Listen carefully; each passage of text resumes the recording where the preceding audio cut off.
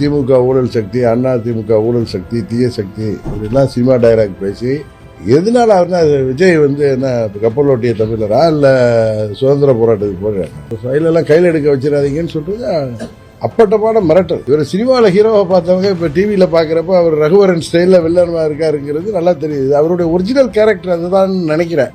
Introducing Growth Guarantee Homes from MP Developers. Trust forever. இறை தூதர்கள் தானே, நீங்க தான் அவதார புருஷர்கள் தானே, நீங்க அப்படித்தானே உங்களை நீங்க ப்ரொஜெக்ட் பண்ணிக்கிறீங்க. நம்ம நேர்மையின் சின்னம், மற்றவங்க எல்லாம் என்னமோ சாக்கடையில கிடக்குற மாதிரி இவர் பன்னீர்ல இருந்து வர்ற மாதிரி பேசுறாரு. ஆட்சி அமைச்சதுல எவ்வளவு தில்லுமுள்ளு. அரசியல்வாதியாக உறுதியாக சிறந்த வில்லன் நடிகராக இவர்களுக்கு வாழ்வு வந்து அடுத்த ராத்திரி குடைபிடிக்கிற மாதிரி அவர்கள் பேசுவது அந்த அங்க பாத்தீங்கன்னா அந்த ஆனந்த தவிர செங்கோட்டைன்னா இன்னைக்கு உலகத்துக்கு எப்படி தெரியும், தமிழ்நாட்டுக்கு கட்சி அழிந்து விடும் என்று நினைக்கிற அளவுக்கு ஒரு வன்மம் பிடித்த மனிதராக திரு செங்கோட்டையன் அவர்கள் இருப்பார் என்று நான் இதை நினைச்சதே இல்லை. ஏன்னா அதை அழிக்கின்ற செயலில் அவர் தேர்தல் முடிஞ்சதுலேருந்து நிறைய பேரை எங்க கட்சியை சேர்ந்தவங்களையும் அதிமுக சேர்ந்தவங்களையெல்லாம் இவரே போன் போட்டு அழைத்து அங்க போய் எல்லாரையும் நடுரோட்டில் எடுத்திருக்காரு. ஏன்னா அவருடைய நிலைமை அங்க என்ன இருக்குங்கிறது முகத்தை பார்த்தா கண்டுபிடிச்சிக்கிறாங்க அவருடைய நிலைமை என்னன்னு. அதில் 10 பேர் வர்றாங்க, என்ன எது இப்படி வர்றாங்க, ஏன்னா அவங்கெல்லாம் விஜயோட ரசிகர்களா? அந்த செங்கோட்டையன் இருக்கார்ல, செங்கோட்டையன்லாம் உங்களுக்கு எப்படி தெரியும்?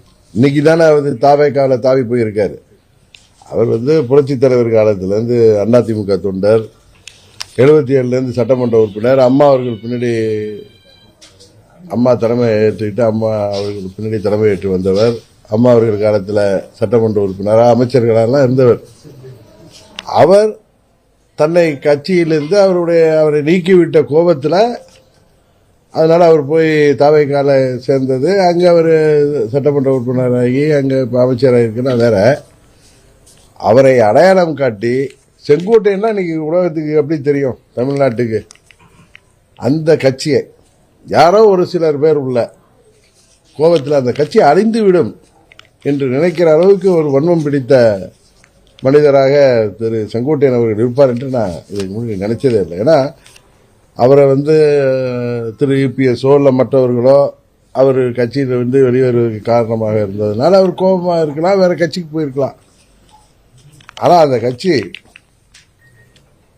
மதிமுக அளவுக்கு போய்விடும்.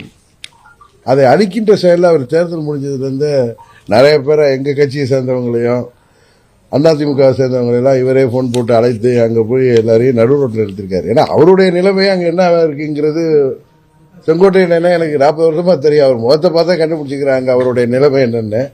இது மாதிரி பேசியது வன்மையாக கிடைக்கத்தக்கது. அவரை அடையாளம் படுத்தி அவருக்கு முகவரி தந்து அவருக்கு பல முறை அமைச்சராக சட்டமன்ற உறுப்பினராக உருவாக்கிய இயக்கம் அழிந்து விட வேண்டும், தனக்கு அங்கே இடம் இல்லை என்றாலும் தன்னை வெளியேற்றி விட்டார்களே என்கிற கோபத்தில் இன்னொரு புதுசாக வந்திருக்க ஒரு கட்சியில் போய் வால் பிடிச்சிட்டு இருக்கிறவர் அது ஆட்சிக்கு வந்து விட்டதுனால அங்கே செங்கோட்டையன் இருக்காரு. அது வரலைன்னா செங்கோட்டையன் என்ன பண்ணியிருப்பாருன்னு அது ஒரு $1 பில்லியன் கொஸ்டின். அதே அந்த கட்சியை அழிந்து விடும்.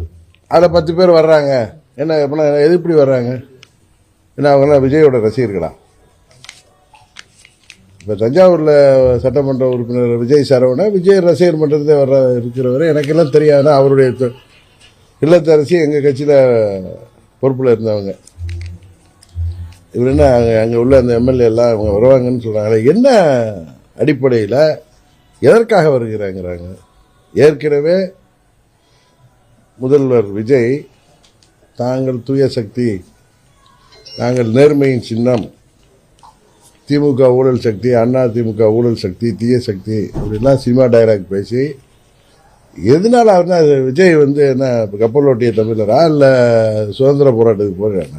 நான் உங்களுக்கு தெரியும், தேர்தலுக்கு முன்பு முதலாக இங்கே இவர் தான் கேட்டார் என்ன விஜயோடைய பாதிப்பு எப்படி இருக்குன்னு. இங்கே ஒரு திருமணத்துக்கு வந்தப்ப தமிழரசி மண்டபத்தில் விஜய் வந்து உறுதியாக விஜயகாந்த் மாதிரி ஒரு இம்பாக்டை உருவாக்குவான்னு சொன்ன வேணாம். அப்புறம் யாரையும் நம்ம வந்து போய் விமர்சிக்கிற பழக்கம் நமக்கு இல்லை. நம்ம விமர்சித்தவர்கள் அது யாராக இருந்தாலும் விட மாட்டோம்.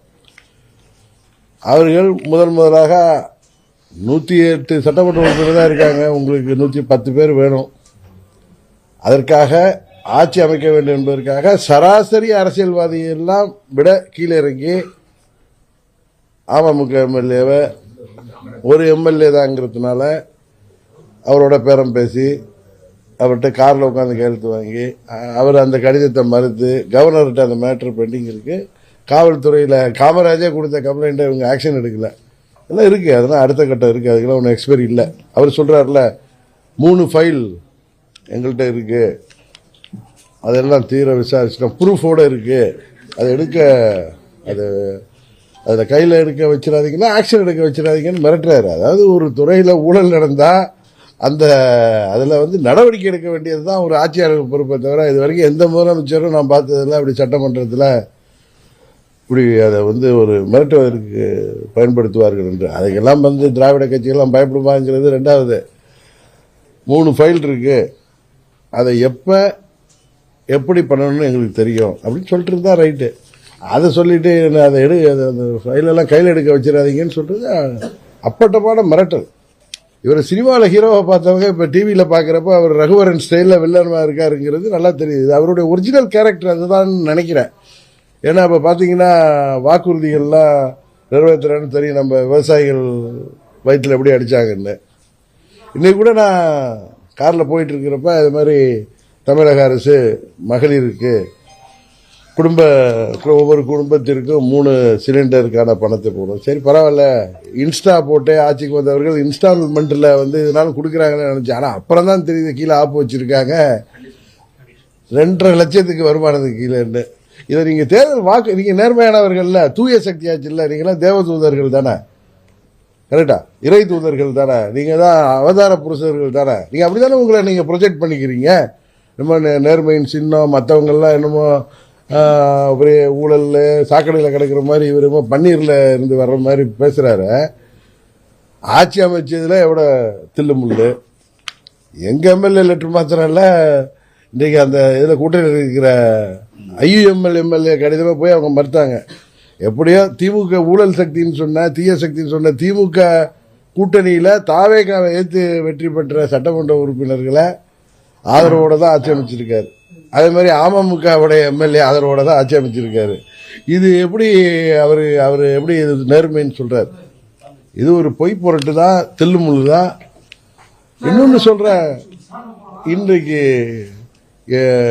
அவர்கள் அறிவித்த அந்த அறிவிப்பு கூட எனக்கு தெரிந்து அவர்கள் ஆட்சிக்கு வருவோங்கிற நம்பிக்கையே இல்லாமல் இஷ்டத்துக்கு வாக்குறுதிகளை அள்ளி விட்டுருக்காங்க. ஏன்னா தமிழ்நாட்டின் நிதி நிலைமை எல்லாம் தெரிந்து விட்டார்களா இல்லை தெரியாமல் விட்டுட்டு இன்றைக்கு ஆட்சிக்கு வந்தவுடன் மக்களை வில்லனாக மாறிட்டார் அவர்.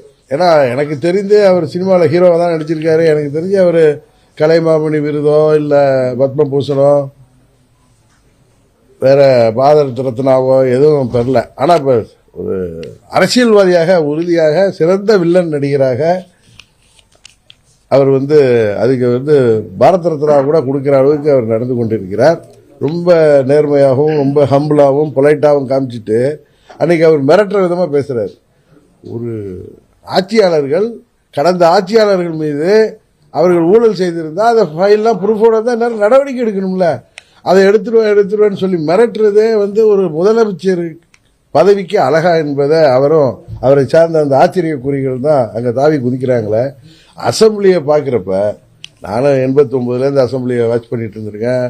அவர் கருணாநிதி முதலமைச்சராக இருந்தப்போ அம்மா எதிர்கட்சி தான், எத்தனையோ சண்டைகள்லாம் வந்திருக்கு, இதெல்லாம் பார்த்துருக்கோம். அதுக்கப்புறம் தொடர்ந்து பார்த்துருக்கோம் நம்ம. ஆனால் இப்போ பார்த்தீங்கன்னா அங்கெல்லாம் ஒரு தலகால் புரியாமல் அவங்க பேசுவதும், அதான் நான் அன்றைக்கி சொன்னேன், ரொம்ப டீசெண்டாக சொன்னேன், அற்பர்களுக்கு வாழ்வு வந்தால் அடுத்த ராத்திரியில் குடை பிடிக்கிற மாதிரி அவர்கள் பேசுவதும். அந்த அங்கே பார்த்தீங்கன்னா அந்த ஆனந்தை தவிர அந்த அடுத்தது எந்திரிச்சு பேசுகிறாங்களே மற்ற யாருமே தாவே கேட்குறாங்க கிடையாது. ஆதவ அர்ஜுனா யாருன்னு உலகத்துக்கே தெரியும். அவர் திமுகவில் 21 எலெக்ஷன் அப்பெல்லாம் சபரீசனுக்கு பின்னாடி போட்டு தூக்கிட்டு போயிட்டு இருப்பார், நான் பார்த்துருக்கேன் இதிலெல்லாம். அதான் அவர் கூட இருந்தார். அவங்கள்ட்ட அவருக்கு என்ன பெரிய இதெல்லாம் கொள்கை முரண்பாடில் அவருக்கு எதோ எம்பி சீட் கொடுக்கலன்னு சொல்கிறாங்க. இதுக்கு ஓடிட்டார் விசிகாவுக்கு. இப்போ அங்கே போய் பெரிய விஜயோடைய தீவிர ஆதரவாளராக, இப்போ நம்ம விஜய் சரவணன் வந்து ஆதரவாளராக இருந்தால் அது வேறு. ஏன்னா அவரெல்லாம் 30 வருஷம் ரசிகர். நம்ம தஞ்சாவூர் விஜய், அது மாதிரி நிர்மல்குமார் தெரியும், பல கட்சி பல்றாம. எனக்கு தெரிஞ்சு 2016 பாஜகவில் இருந்துட்டு அப்போ எங்களுக்கு வந்து என்னன்னா இப்போ ஃபஸ்ட்டு எலெக்ஷன் நிற்கிறப்ப எனக்கு ஐடி விங்கில் எங்கள் டீமோட உட்காந்து தேர்தல் பணியாற்றியவர் ராஜ் சத்யனோட. அப்புறம் கொஞ்ச நாள் கழிச்சு பார்த்தா அதை தெரிஞ்சு தான் அவங்க கட்சி விட்டு எடுத்திருக்காங்க. அங்கேருந்து ஏடிமிக்கு வந்தார். இப்போ ஏடிமிக்கிலேருந்து போய் தாவைக்கால போட்டு எடப்பாடி தலைமையில கீழே இருந்துட்டு அவரை பார்த்து அவர் பேசுறது கொஞ்சம் கூட அவர்களுக்கு மரியாதை உணர்வோ, இன்றைக்கு அவர் ஏதோ மந்திரி ஆகிட்டோம் எப்படியோ ஒரு குருட்டு அது லாட்ரி விழுந்த மாதிரி வந்திருக்க அவர் பேசுவது, அவர் திரு உதயநிதி ஸ்டாலின் அவர்களை பேசுவது, அந்த ஆதரவு அர்ஜுனா பேசுவதெல்லாம் உண்மையாகவே வந்து பார்க்குறப்ப உங்களுக்கு தெரியும். நீங்கள் எல்லாம் படித்தவர்கள், நீண்ட அனுபவம் உள்ள பத்திரிகையாளர்கள், உங்களுக்கு தெரியும் அவர்களுடைய நடவடிக்கைகள், அந்த ஆச்சரியக்குறிகள் நடவடிக்கைகள்லாம் உண்மையிலேயே சிரிக்குவதான் வருது. ஏதோ ஒரு காமெடி பார்க்குற மாதிரி ஒரு வில்லன் கூட்டம் மாதிரி தான் இருக்காங்க. அதனால் அவர்களிடம் தமிழ்நாட்டு மக்கள் வாக்களித்தவர்கள் அந்த 35% மக்கள் உறுதியாக உணரத் தொடங்கியிருப்பார்கள். அதனால் நம்ம ஒன்றும் அவங்கள பற்றி பேச வேண்டிய அவசியம் இல்லை. அவங்க தான் இப்போ தொலைக்காட்சியில் டெய்லி விஜய் என்கிற சினிமா ஹீரோ இப்போ வில்லனா எப்படி ஆக்ட் பண்ணுறாருங்கிறத பார்க்குறாங்க. 6 சிலிண்டர் தரேன்னு சொன்னாங்க. சரி, தர முடியல உங்களால். 3 சிலிண்டர் தரேன்னா அதுக்கு எதுக்கு ஸ்லாப் ஃபிக்ஸ் பண்ணுறீங்க? அப்படின்னா மனசுலேருந்து தரல. இப்போ தாலிக்கு தங்க திட்டம் அம்மா கொடுத்தாங்க. எல்லாமே தேசிய வங்கிகள்லேருந்து தான், தேசிய உடைமை ஸ்டேட் பேங்க் மாதிரி பேங்க்லேருந்து தான் தங்கம் வாங்கப்பட்டது. சமூக நலத்துறை ஊடம். ஏதாவது ஒரு கம்ப்ளைண்ட் வந்துச்சா? இப்போ டெண்டர் விட்டதுமே எவ்வளவு விமர்சனங்கள் வருது.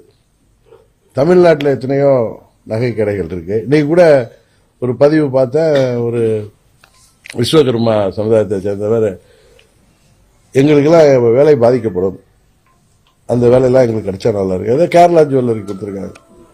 அதே மாதிரி பார்த்தீங்கன்னா இன்றைக்கு மகளிர்லாம் பேருந்தில் இலவசமாக பயணிக்கலாம் அப்படின்னு சொல்லியிருக்காங்க.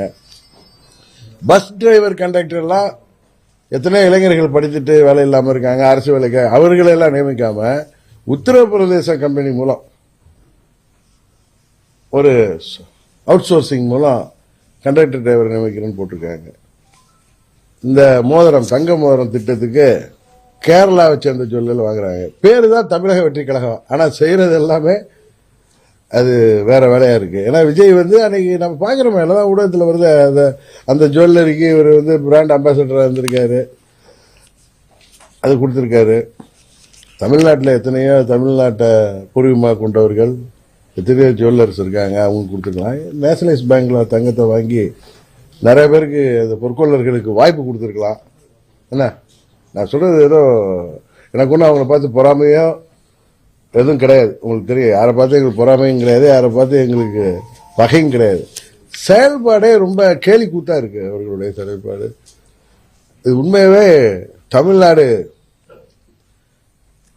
திராவிட ஆட்சிகளில் எத்தனையோ குற்றச்சாட்டுகள் யார் சொல்லியிருந்தாலும் தமிழ்நாடு இந்தியாவில் ஒரு சிறந்த மாநிலமா எல்லா துறைகளிலும், சுகாதாரத்துறையாக இருக்கட்டும், அடிப்படை வசதிகளாக இருக்கட்டும், கட்டுமானமாக இருக்கட்டும், கல்வித்துறையாக இருக்கட்டும், மருத்துவத்துறையாக இருக்கட்டும், மற்ற மாநிலங்களை விட சிறந்த ஒரு இடத்துல தான் தமிழ்நாடு கடந்த அண்ணா அவர்கள் தொடங்கி திரு ஸ்டாலின் அவர்கள் பதவி விட்டு இறங்கிய வரைக்கும் எத்தனையோ ஊழல் குற்றச்சாட்டுகள், முறைகேடுகள் என்ற குற்றச்சாட்டுகள் இருக்கும், எத்தனையோ ஊழல்கள் இருந்திருக்கும்.